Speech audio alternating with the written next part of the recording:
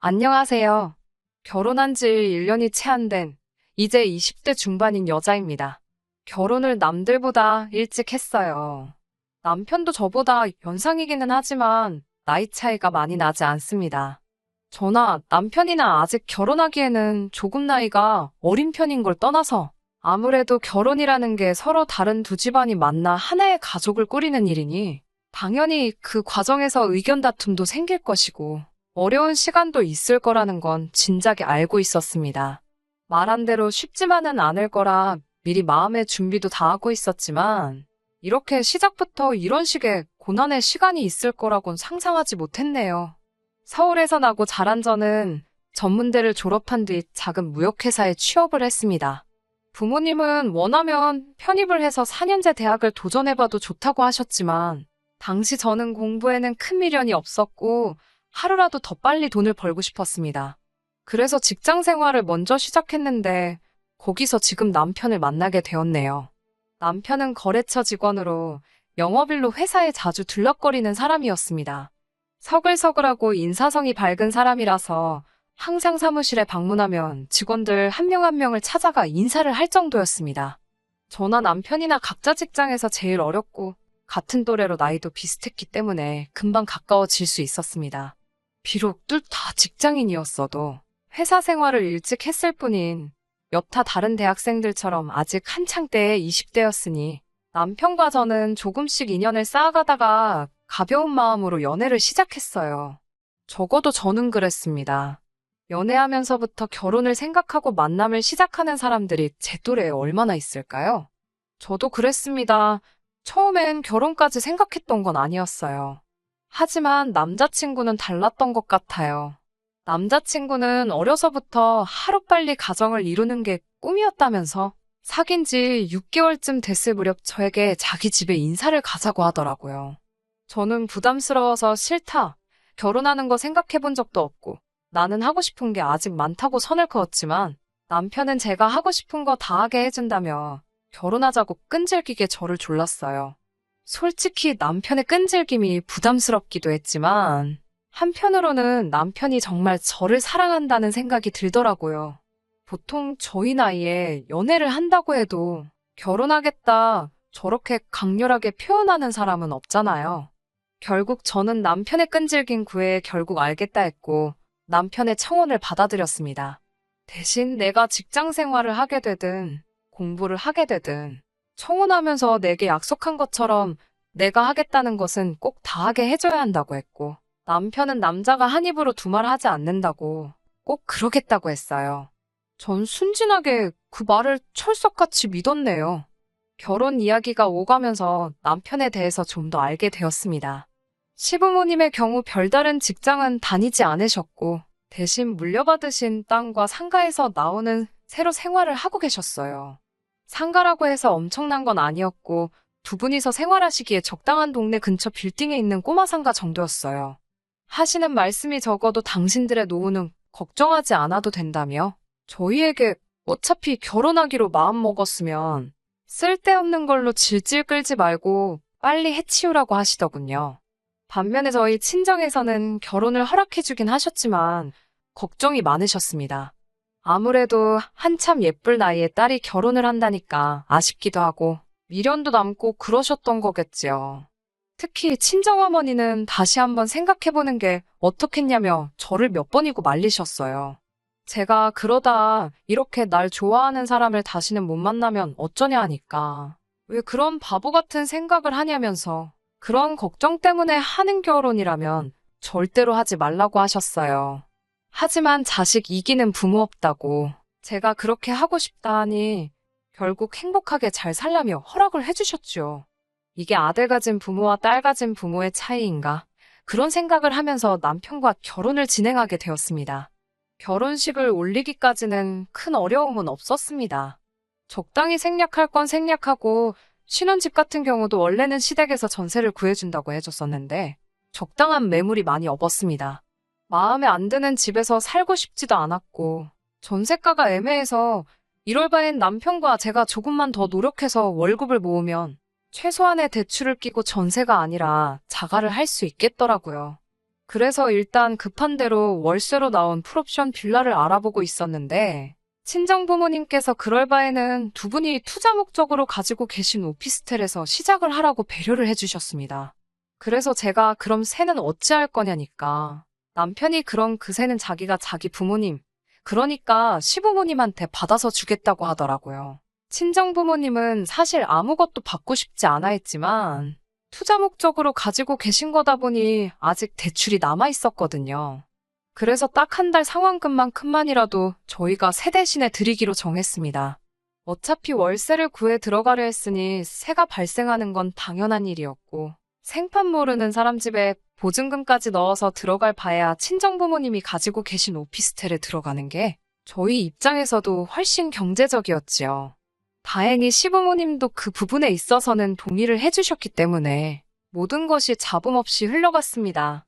하지만 생각지도 못한 곳에서 시부모님과 부딪히게 되었어요. 그건 바로 혼인신고 때문이었습니다. 저는 결혼한 부부가 혼인신고를 하고 사는 건 너무나 당연하고 상식적인 일이라고 생각했어요. 그래서 이 문제를 시댁과 상의해야 할 필요성을 조금도 느끼지 못했습니다. 신혼여행에서 돌아오자마자 시댁에 인사를 갔을 때였어요. 무슨 이야기를 하다가 이야기가 나와서 제가 혼인신고는 여독이 풀리고 다음 주쯤 하려고 한다 말씀드렸는데 시어머니가 깜짝 놀라면서 혼인신고는 아이를 낳기 전까지는 할 생각 하지 말라고 하시더군요. 그래서 제가 그게 무슨 말씀이세요? 라고 되물었더니 요즘 젊은 사람들이 워낙 영악하지 않냐면서 혹시 모를 상황을 대비하는 거니 저더러 이해를 해달라 하시더군요. 듣고 있는데도 그게 도저히 무슨 말인지 이해가 안 돼서 그게 대체 무슨 말씀이시냐고 재차 물었습니다.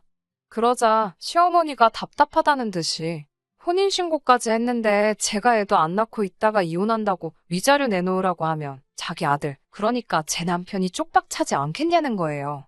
다 소중한 자기 아들 지키기 위함이니 저보고 이해하라고 말을 하시더군요. 어떻게 갓 결혼한 애들을 앞에 두고 이제 막 신혼여행 마치고 왔는데 저런 생각을 하실 수가 있고 그걸 또 그 앞에서 대놓고 말씀하실 수 있는지 이해가 안 되더라고요. 제가 남편에게 혹시 당신도 그렇게 생각하냐고 내가 진짜 위자료 생각해서 결혼한 거라 생각하냐니까 부모님은 다 우리를 걱정해서 그러시는 거라며 그냥 부모님 말씀대로 하자고 하더군요. 남편은 우리들 걱정을 해주신다고 포장했지만 그게 어딜 봐서 우리들 걱정을 해주시는 건가요? 아무리 아기가 없었다지만 누가 들어도 제가 마치 남편 집안 재산이나 위자료를 노리고 결혼한 사람처럼 들렸을 거예요. 자기 아들이 피해자고 제가 나쁜 사람인 걸 깔고 말한 거잖아요. 이런 황당한 경우는 처음이라서 벙쪄 있으니까 시어머니는 대신에 제가 1년 안에 아이를 가지게 된다면 자기들이 가지고 있는 땅도 주고 혼인신고도 하게 해준다는 거예요. 대를 이어주면 섭섭하게 하지는 않겠다. 하지만 애를 갖기 전까지는 저를 가족으로 인정하지 않겠다. 뭐 이런 건가요? 적어도 저한테는 그렇게 들리더군요. 솔직히 그때 지금이라도 이 결혼 엎어야 되는 거 아닌가 생각했지만 부모님이 하지 말라는 결혼 우겨서 한 거에 대한 부끄러움도 있었고 친구들 얼굴은 어떻게 보나 싶고 복잡하더라고요. 신혼여행 다녀오자마자 이혼을 결심할 용기는 선뜻 나지 않았어요. 하지만 적어도 남편이 저를 사랑해서 청혼을 했고 저도 그런 남편이 좋아 결혼을 했다는 사실은 변함이 없고 어차피 결혼하자마자는 아니었지만 이제 결혼을 했으니 언젠가는 아이를 가질 계획이 있었으니 그 계획을 조금 일찍 앞당겼다고 생각하자. 그러면 된다. 그냥 그렇게 단순하게 생각하려고 노력했습니다. 자기 합리화이긴 하지만 어떻게든 친정부모님을 비롯한 가족과 친구들에게 내 선택이 옳았음을, 그래서 내가 잘 살고 있음을 보여주고 싶었으니까요. 하지만 시부모님은 정말 인내심이라곤 하나도 없는 분들이셨습니다. 결혼한 지 한 달밖에 안 된 저희에게 애는 그래서 언제 가질 거냐고 걸핏하며 물어보셨습니다. 하루 만에 다시 만나건 일주일 만에 만나건 인사 같은 건 하지도 않으셨어요. 아니, 오히려 애는 생겼냐고 물어보시는 게 시부모님들의 인사 방식이라고 느껴질 정도였어요. 저더러 이번 달에는 몸이 어떻냐, 아무런 낌새가 없냐, 그런 질문을 대수롭지 않게 시도 때도 없이 하셨어요. 친척분들 만나는 자리에서도 날짜를 보시곤 애 들어서는 날이면 이런 모임에 억지로 와 있을 필요 없다고 얼른 집에 들어가서 아이나 만들라는 식으로 대답하기 곤란한 것들도 서스럼없이 물어보시기도 하셨고요.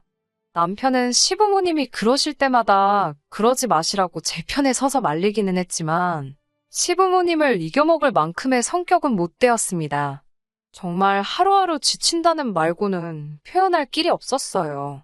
솔직히 억울한 마음도 들었습니다. 저도 남편도 한참 젊었고 아이를 가지려고 노력을 그렇게 하는데도 왜 안 생기는 건지 속상하고 답답했어요. 그러다 얼마 전 정말 생각도 못한 일이 벌어졌습니다. 시어머니는 어디서 듣고 오셨는지 저희 부부에게 시험관은 어떠냐고 물어보시더군요. 제가 그 이야기를 친정어머니께 전하니 저희 집안에서도 난리가 났습니다. 알아보니 시험관이 그렇게 정신적으로도 육체적으로도 고생스러운 과정이라고 하던데 왜 그렇게까지 제가 제 몸을 혹사시키면서 애를 가져야 하나 싶더라고요. 제가 남편한테 전 죽어도 그렇게까지 아이를 갖고 싶지는 않다고 완강하게 나섰습니다. 친정에서도 무슨 손자 못 봐서 환장한 집안도 아니고 아직도 30 되려면 한참 어른 애한테 그게 제정신으로 하는 소리냐며 뭐하러 그런 걸 참고 사냐고 저더러 당장 헤어지라고 하시더군요. 그런 와중에도 남편은 시부모님 앞에서 우물쭈물 뭐라고 제대로 말도 못하고 제 눈치만 살살 보면서 그 시험관이라는 거 그냥 한 번 시도라도 해보면 안 되겠냐고 그러더군요. 그런 남편을 보면서 정신이 확 들었습니다. 제가 20대 중반이고 앞으로 갈 길이 구만리인데 이런 남자를 믿고 어떻게 사나 싶더라고요. 게다가 시부모님은 저더러 왜 시험관 시술을 피하는 거냐면서 또 혹시 무슨 하자 있어서 그러는 거 아니냐고 저한테 혹시 문제가 있는 거냐며 저를 추궁하시더군요. 제가 무슨 물건도 아니고 사람을 앞에 두고 하자가 있네 없네 운운하시니 헤어질 때 헤어지더라도 제가 문제가 없다는 건 알려드려야 직성이 풀리겠더군요. 저는 시부모님에게 저는 이 남자랑 이혼할 작정이지만 저한테 말도 안 되는 허물을 뒤집어 씌우시는 건 용납할 수가 없다고 다 같이 병원에 가자고 했습니다. 시부모님은 저더러 만약에 제가 무슨 문제 있는 몸이면 저를 사기 결혼으로 고소할 거라고 난리를 치더군요. 저는 20살이 넘어서부터 매년 건강검진은 물론 산부인과도 꼬박꼬박 다니고 있었기 때문에 저한테 아무런 문제가 없다는 확신이 있었습니다. 그래서 두 사람 말에 좋다고 대신 남편한테 문제 있는 거면 저도 가만히 있지 않을 거라고 했어요. 병원에서 갖가지 검사 끝에 나온 결과는 놀라운 정도가 아니라 충격 그 이상이었습니다. 남편은 평생 아기를 가질 수 없는 몸이었습니다. 이미 정은 떨어질 대로 떨어진 마당에 남편 몸까지 그렇다니까 속된 말로 정내미가 뚝 떨어지더라고요. 시부모님도 그 결과를 듣고는 사색이 되어 저를 쳐다봤습니다. 저는 걱정 마시라고 위자료 내놓으란 소리는 안 한다고 말씀드렸어요. 시부모님 덕분에 혼인신고도 안 했으니까 이혼이니 뭐니 귀찮은 절차도 겪을 필요가 없어서 다행이다 싶었어요. 어차피 이렇게 됐을 거 신혼여행 다녀온 거 그냥 애인과 해외여행 다녀온 셈치고 시부모님이 애 낳기 전까진 혼인신고 못 해준다는 말 꺼내셨을 때 이혼을 했어야 하는 건데 그놈의 정 때문에 괜히 참았다는 생각이 들더라고요. 위자료야 그냥 몇 달 친정부모님 대신에 월세로 대출금 갚아준 거 받은 셈 치면 되겠지만 허송세월 낭비한 시간은 돌아오지 않기 때문에 아깝다는 생각도 들었습니다. 그래도 덕분에 혼인신고를 안 올렸어서 이혼녀 딱지는 면하게 되었으니 어떻게 보면 조금 감사해야 할 일일까요? 하지만 그때부터 시부모님이 태도를 싹 바꾸시곤 저한테 매달리시더군요. 애시당초 둘이 사랑해서 한 결혼인데 어떻게 남편이 아프다고 아내가 남편을 떠날 수 있냐면서 부부의 연이 그렇게 쉽게 끊어지는 게 아니라나요. 그래서 제가 언제 저희를 부부로 인정이나 해주셨냐고 따졌어요. 그리고 그게 재구실을 못하는 게 왜 아픈 거냐고. 씨 없는 수박이나 씨 있는 수박이나 둘 다 똑같은 수박 아니냐. 멀쩡한 어머님 아들 환자 만들지 말라고 했어요. 시부모님이 그러지 말고 지금이라도 우리 가족 넷이서 오순도순 행복하게 살자 그랬어요. 자기들도 자기 아들이 저래가지고 어떤 여자가 시집 오겠나 싶었던 거겠죠. 그 와중에도 소름 돋는 건 애를 못 낳는다는 걸 알자마자 그 사이에 또 계산을 한 건지 넷이서 같이 살자고 제안하셨다는 거죠. 대를 이어줄 자식을 지 자식 문제로 못 낳게 되었다지만 그 와중에도 한 푼 손해는 보고 싶지 않으셨는지 넷이서 살자는 말인즉슨 저보고 들어와서 살면서 자기들 수발 들으며 시집살이 하라는 뜻이잖아요. 그 와중에도 그런 생각을 했다는 게 순간적인 기지로 나온 게 아니라 이미 남편 결혼한다는 이야기 나왔을 때부터 언젠가는 은근슬쩍 합가를 하려는 계획이 있었다는 것도 다 티가 나더라고요. 하지만 제가 남편의 가머니설에 속아 넘어가 이런 수모까지 당한 것도 억울한데 또 바보짓을 할 리가 있나요? 저는 시부모님을 정중히 밀쳐내고 어디 한 번 씨도 없이 손자 손녀 쑥쑥 낳아주는 며느리 어디 한번 잘 찾아보시라고 덕담해드렸습니다. 그런 기적 같은 일을 행하는 며느리면 아마 어머님도 모시고 살아줄 거라고, 혼인신고도 하지 말라면 시키는 대로 안 해주지 않겠냐고, 혹시나 만약에 정말 그런 며느리 찾으면 저한테도 꼭 소개시켜 달라고 했어요. 그런 사람은 실제로 존재할 수 없다는 걸 너무나도 잘 알기 때문에 빈정거리려고 한 말이지요. 그리고 그 길로 남편한테도 집에서 하루라도 빨리 짐 빼고 나가 달라고 했어요. 아무래도 너는 평생 너네 부모님 곁에 있어야 할 팔자인 것 같다고 덕담 한마디 해주면서요.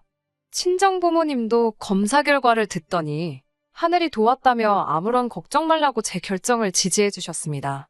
사실 하지 말라는 결혼 억지로 해놓고 이게 무슨 꼴이냐고 한 소리 들을 줄 알았는데 그래도 제 기분 생각해서 말해주는 건 부모님밖에 없다는 생각이 들었어요. 남편에게는 지금도 자기가 너무 철이 없었다면서 자기한테 기회를 한 번만 더 주면 죽을 때까지 시부모님을 보지 말라면 안 보고도 살겠다며 제발 돌아와 달라고 하더군요. 아직 나이도 어리고 부모님 지원이 필요한 상황에 두 분을 거역할 수가 없어서 그랬던 거라고. 하지만 이제는 다르다고 180도 변한 자기 모습을 보여주겠다고 호언장담을 하더라고요. 한때 사랑했던 사람이니 불쌍한 마음이 드는 건 사실이지만 흙탕물인 걸 알면서 제가 그걸 왜 또 마시겠어요. 인생 공부 진하게 했다 생각하고 정말 저를 환영해주고 사랑해주는 가족을 가진 상대방을 만날 때까지는 저도 제가 하고 싶은 일을 찾아서 즐겁게 살 작정입니다. 들어주셔서 감사합니다. 끝까지 들어주셔서 감사합니다. 오늘의 사연은 여기까지입니다. 구독과 좋아요, 알람 설정 부탁드리고 더 좋은 사연으로 다시 찾아뵙겠습니다. 감사합니다.